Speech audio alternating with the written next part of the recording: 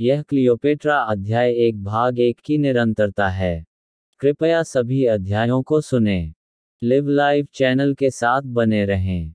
Like, comment and subscribe. अब हम Saint Petersburg के मध्य में प्राचीन मिस्र में हैं। बेशक सेंट पीटर्सबर्ग का जिला बर्फीले सर्दियों के साथ इसकी निम्न और शक्तिहीन सूर्य और इसकी 12 इंच वार्षिक वर्षा आवश्यक रूप से अपने सभी में मौजूद होनी चाहिए। वनस्पति और पशु जीवन की घटनाएं उल्लास के विपरीत। न्यू ग्रेनाडा की समृद्धि। हालांकि यह बिल्कुल विपरीत नहीं है। चरम। पृथ्वी की सतह पर कुछ ऐसे क्षेत्र हैं जो वास्तव में हैं वर्षा रहित, और यह वे हैं जो हमें वास्तविक और वास्तविक विपरीत के साथ प्रस्तुत करते हैं। अमेज़न देश की शानदार वनस्पति और भरपूर जीवन। इनमें वर्षा रहित क्षेत्र अनिवार्य रूप से मौन, वीरानी और मृत्यु हैं। कोई पौधा नहीं कर सकता बढ़ना, कोई जानवर नहीं रह सकता। मनुष्य को भी हमेशा के लिए और निराशाजनक रूप से बाहर कर दिया गया है। अगर पशु और वनस्पति जीवन की विपुल बहुतायत ने उसे कुछ में बंद कर दिया। माप उन क्षेत्रों से जो गर्मी और नमी की अधिकता से बहुत विपुल हो जाते हैं। उनकी कुल अनुपस्थिति अभी भी अधिक प्रभावी रूप से उन्हें इनमें घर बनाने से मना करती है। वे इसलिए सूखी और बंजर रेत के विशाल अपशिष्ट बन जाते हैं जिसमें कोई जड़ नहीं मिल सकती। ओशन और सुनसान चट्टानें जिनसे एक लाइकेन भी नहीं चिपक सकता। पृथ्वी पर सबसे व्यापक और उल्लेखनीय वर्षा रहित क्षेत्र एक विशाल पथ है। अफ्रीका के आंतरिक और उत्तरी भाग और दक्षिण पश्चिम में फैली हुई है। एशिया का हिस्सा। लाल सागर दक्षिण से इस पथ में प्रवेश करता है और इस प्रकार इसके रूप की रूपरेखा और निरंतरता को तोड़ता है, बिना हालांकि परिवर्तन या अनिवार्य रूप से इसके चरित्र को संशोधित करना। हालांकि यह इसे विभाजित करता है और अलग अलग करता है। इस विभाजन से जो भाग बनते हैं उनके अलग अलग नाम दिए गए हैं। एशियाई भाग को अरब डेजर्टा कहा जाता है। अफ्रीकी पथ का नाम प्राप्त हुआ है सहारा, जबकि इन दोनों के बीच मिस्र के पड़ोस में बंजर क्षेत्र को केवल मरुस्थल कहा जाता है। हालांकि पूरे ट्रैक्ट को चिह्नित किया गया है। सर्वत्र एक सर्वव्यापी चरित्र के साथ सब्जी की अनुपस्थिति और नतीजतन वर्षा की अनुपस्थिति के कारण पशु जीवन की एका उदय। इसके केंद्र में ऊंचे पहाड़ों की श्रृंखला की वर्षा पैदा करने के लिए हवा से नमी शायद पूरे विशाल कचरे को में बदल देगी। हरे भरे और उपजाऊ और आबादी वाले क्षेत्र के रूप में दुनिया में किसी भी क्षेत्र के रूप में जैसा कि है ऐसे पहाड़ नहीं हैं। पूरा ट्रैक्ट लगभग समतल है और बहुत कम है। समुद्र से ऊपर की में कई 100 मील की दूरी पर भीतर भूमि सतह से कुछ 100 फीट की ऊंचाई तक ही उठती है।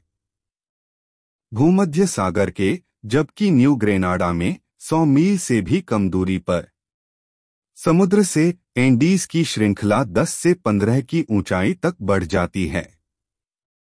1000 फीट ऐसी चढ़ाई जो सैकड़ों मील में कुछ 100 फीट की हो, अवलोकन के किसी भी सामान्य तरीके के लिए पूरी तरह से अगोचर होगा। और यह महान वर्षा रहित क्षेत्र तदनुसार अफ्रीका और एशिया का है, जैसा कि यह प्रतीत होता है। यात्री एक विशाल मैदान 1000 मील चौड़ा और 5000 मील लंबा। मृत एक रास्ता के लिए केवल एक महत्वपूर्ण रुकावट के साथ जो शासन करता है। वह अपवाद हर जगह मौन और एकांत के विशाल विस्तार पर फलदायिता और जीवन का एकल अंतराल नील नदी की घाटी है। हालांकि वास्तव में इस मैदान की निरंतरता में 3 रुकावटें हैं।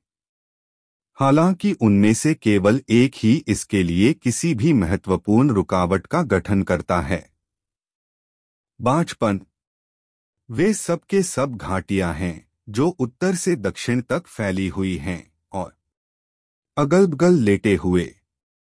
इन घाटियों का सबसे पूर्वी भाग इतना गहरा है कि इसका पानी समुद्र दक्षिण से इसमें प्रवाहित होता है, जिससे एक लंबा और संकरा इनलेट बनता है जिसे कहा जाता है लाल सागर।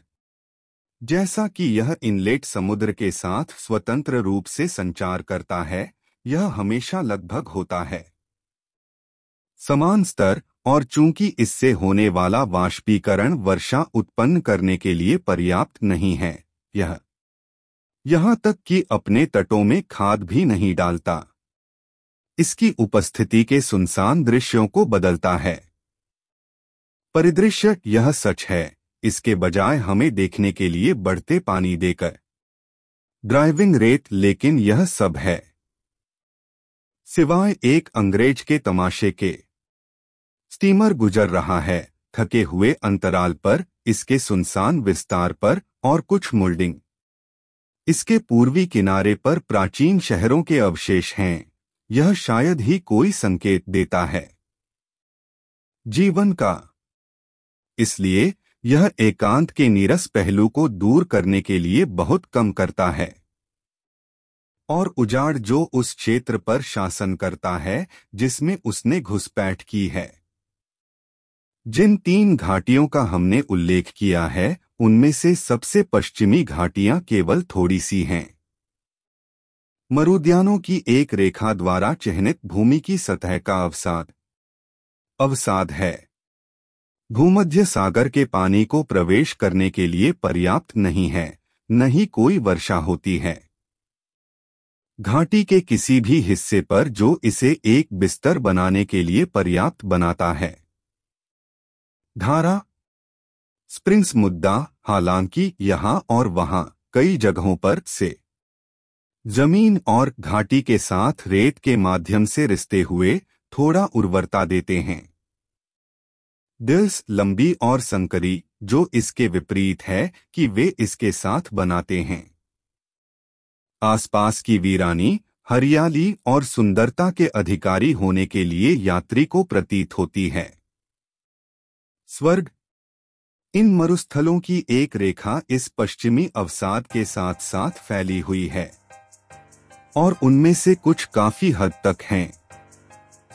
सीवे का नखलिस्तान, जिस पर खड़ा था बृहस्पति अम्मोन का दूर दूर का मंदिर, कई मील की दूरी पर था और कहा गया था प्राचीन काल में 8000 आत्माओं की आबादी समाहित करने के लिए। इस प्रकार जबकि हमने जिन 3 घाटियों का नाम दिया है, उनमें से सबसे पूर्वी भाग डूब गया था। समुद्र को इसमें स्वतंत्र रूप से बहने के लिए स्वीकार करने के लिए कम, सबसे पश्चिमी इतना थोड़ा था। उदास है कि इसने केवल एक सीमित उर्वरता प्राप्त की है। झरने, जो इसके सबसे निचले हिस्से में जमीन से रिश्ते थे। तीसरा, घाटी केंद्रीय एकब वर्णन किया जाना बाकी है। पाठक एक बार फिर मानचित्र का हवाला देकर उस दक्षिण को देखेगा। महान वर्षा रहित क्षेत्र जिसकी हम बात कर रहे हैं, वहाँ समूह और श्रेणियां हैं। एबिसिनिया में पहाड़ों को चंद्रमा का पर्वत कहा जाता है। ये पहाड़ हैं भूमध्य रेखा के पास, और वे संबंध जो वे आसपास के समुद्रों को बनाए रखते हैं, और दुनिया के उस हिस्से में बहने वाली हवा की धाराएं ऐसी हैं कि वे वातावरण से नीचे लाना, विशेष रूप से वर्ष के कुछ मौसमों में विषाद और लगातार बारिश की बौछार। इस प्रकार जो पानी गिरता है वह पहाड़ को भीगता है, पक्ष और घाटियों को जलमग्न कर देता है। इसका एक बड़ा हिस्सा है जो प्रवाहित नहीं हो सकता। दक्षिण की ओर या पूर्व की ओर समुद्र की ओर, जैसा कि पूरे देश में होता है। दिशाएं ऊंची भूमि के निरंतर पथों की। पानी की भीड़ इस प्रकार बदल जाती है। उत्तर की ओर और महान मध्य घाटी के माध्यम से रेगिस्तान में दबाव डालते हुए, जिसका हमने ऊपर उल्लेख किया है, अंत में यह एक आउटलेट पाता है भूमध्य सागर में, उस जगह से 2000 मील दूर एक बिंदु पर जहां अपार है। कंडेंसर ने इसे आसमान से खींचा। इस प्रकार बनी नदी नील है। बनता है एक शब्द में, बारिश से जलमग्न जिले के अतिरिक्त पानी से उनके में समुद्र की तलाश में एक वर्षा रहित रेगिस्तान में प्रगति करें। यदि एबिसिनियन पहाड़ों पर पानी का अधिशेष स्थिर था और वर्दी धारा रेगिस्तान के पार अपने मार्ग में संचार करती, बंजर रेत के लिए बहुत कम उर्वरता जिसे इसने पार किया, के तत्काल बैंकों नदी शायद हरियाली से घिरी हुई होगी, लेकिन इसका प्रभाव सिंचाई का विस्तार स्वयं जल से अधिक नहीं होता। रेत के माध्यम से रिस कर पहुंचे, लेकिन पानी का बहाव ऐसा नहीं है।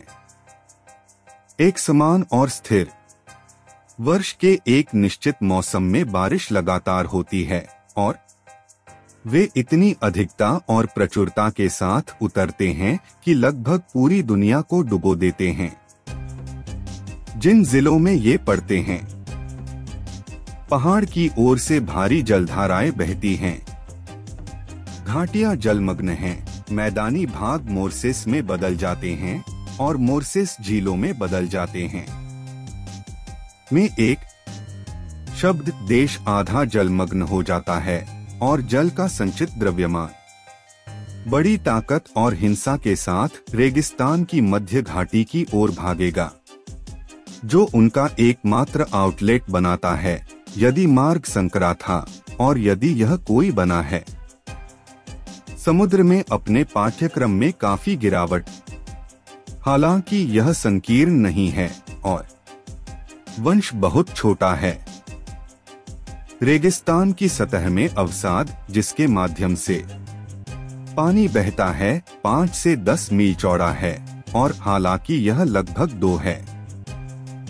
हजारों मील बरसाती जिले से रेगिस्तान के उस पार समुद्र तक देश के लिए पूरी दूरी लगभग समतल है। विशेष रूप से केवल पर्याप्त वंश है। अंतिम 1000 मील उत्तर की ओर एक बहुत ही कोमल धारा निर्धारित करने के लिए धारा का जल। इन परिस्थितियों में भारी मात्रा में पानी गिरता है।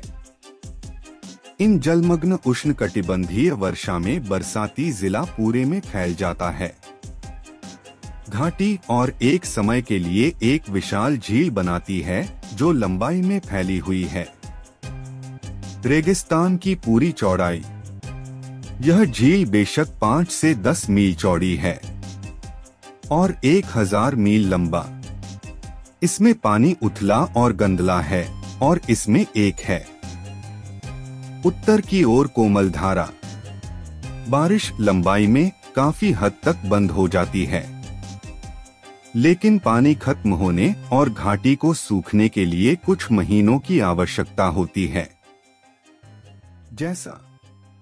जैसे ही यह चला जाता है, जमीन की पूरी सतह से उगता है, जो इस प्रकार सबसे अधिक रैंक और विलासी वनस्पति जलमग्न हो गई है। Please listen and subscribe channel.